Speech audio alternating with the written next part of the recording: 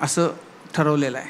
बघा 2.5 वर्षामध्ये मागच्या जे काम केलं आम्ही त्याचे साक्षीदार तर तुम्ही आज सगळी जनता आहे. आम्ही टीम म्हणून काम केलं. आमच्यामध्ये काही नाही, टीम म्हणून काम केलं आम्ही एकत्र. आणि तुम्ही महाविकास आघाडी सरकारने जेव्हा 2014ला देवेंद्रजींनी जी कामं सुरू केली त्याला स्थगिती देण्याचं काम महाविकास आघाडीने केलं. पहिले आम्ही ते स्टे उठवले, ताबडतोब त्याला चालना दिली. कोस्टल रोड बघितला आपण, अटल सेतू आपण बघितला, समृद्धी महामार्ग बघितला, मेट्रो 3 पाहिलं, मेट्रो फेजमध्ये पाहिलं आपण, सुरू झाली कारशेड. ही कामं आम्ही विकासाला चालना दिली. पण त्याच्याबद्दल एक म्हणजे तुमच्याबद्दल आता आदित्य ठाकरे आले नाही, मला पहिलं उत्तर तर देऊ द्या. त्याच्यामध्ये फक्त त्यालाच उत्तर देताना म्हणजे त्याला जोडू नये म्हणून ते असं म्हणाले की सगळे कामं देताना सगळ्याचं कॉस्ट प्रचंड एस्कलेट झालं आणि त्याच्यामध्ये काहीतरी भानगड आहे. तर ते हा प्रश्न आहे हे लक्षात ठेवून तुम्ही बोला. खरं म्हणजे बघा, एकच सांगतो मी तुम्हाला, आता हे सगळे रेट एस्केलेशन वगैरे मला तर कधी माहीतच नाही. आता जे कुठे बसत असतील हे सगळं करायला त्यांनाच हे माहीत असेल ना. आता मला तर ते माहीत नाही एस्केलेशन काय, मला तर काम माहीत असतं. हा प्रोजेक्ट एवढ्या वेळेत झाला पाहिजे बस, आणि क्वालिटी काम आणि ऑन टाईम. आता त्यामध्ये बाकी त्या अधिकाऱ्यांचं काम आहे, त्यांनी पाहावं. चुकीचं काम केलं त्याला दंड आहेच, चुकीचं काम करताच कामा नये. बिलकुल याच्यामध्ये मेरिट सोडून काम करता कामा नये. आता मी बोलू का, मुंबई महापालिकेचे रस्ते इतके वर्ष तुम्ही का डांबराचे दुरुस्त केले, का कॉन्क्रीटचे केले नाही? 3,500 कोटी रुपये 15 वर्षामध्ये तुम्ही रिपेरिंगला का घातले? काळ्याचं पांढरं, पांढऱ्याचं काळं का केलं? एकनाथ शिंदे जेव्हा मुख्यमंत्री झाला तेव्हा पहिला मी आणि देवेंद्रजींनी चहलला बोलवलं आणि सांगितलं, हे का खड्ड्यातून प्रवास लोकांचा, का लोकांच्या जीवाशी खेळताय, का अपघातामध्ये मृत्यू होत आहेत, का तुम्ही कॉन्क्रीटचे करत नाही?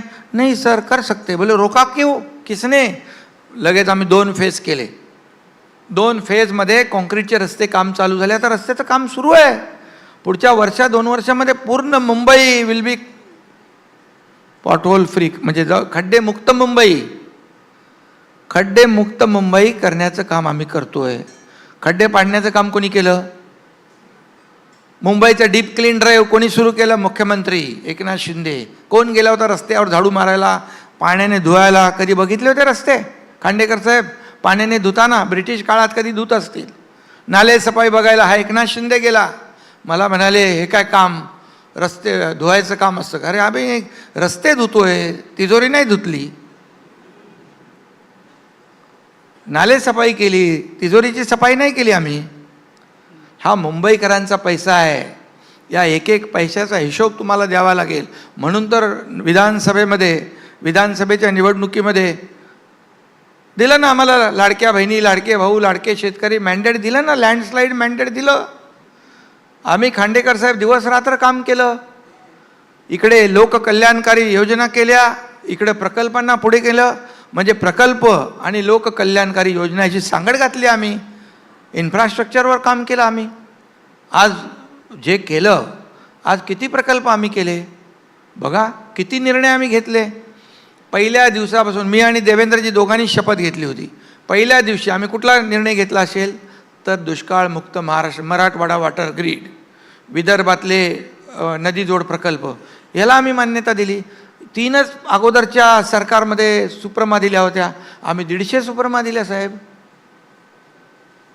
आणि आता हे 100 दिवसामध्ये जी कामं आम्ही पुढे केली, ते 7 कलमी आम्ही कार्यक्रम दिला. त्याच्यामध्ये वेबसाईट डेव्हलप करा, ईज ऑफ लिव्हिंग, स्वच्छता, लोकांच्या तक्रारीचं निवारण झालं पाहिजे, कार्यालयीन सुविधा, इन्व्हेस्टमेंट प्रमोशन, हे सगळं केलं ना आम्ही आता. आणि फील्ड विजिट आमचा मी सगळ्या मंत्र्यांना काय सांगितलं, तुम्ही फील्डवर जा. मी पण फील्डवरचा माणूस आहे, मी रस्त्यावरचं कार्यकर्ता आहे, जमिनीवरचा कार्यकर्ता आहे. तुम्ही जेव्हा फील्डमध्ये जाता तेव्हा पूर्णपणे सिस्टीम अलर्ट होते, ताबडतोब ॲक्टिवेट होते, काम करता लगेच ताबडतोब माणसांना मदत होते. मग हे आम्ही केलं. आता आमचं काय बघा, आम्ही काय करतोय, इन्फ्रास्ट्रक्चर डेव्हलप करतोय, म्हणजे एअरपोर्ट डेव्हलप करतोय आम्ही. आता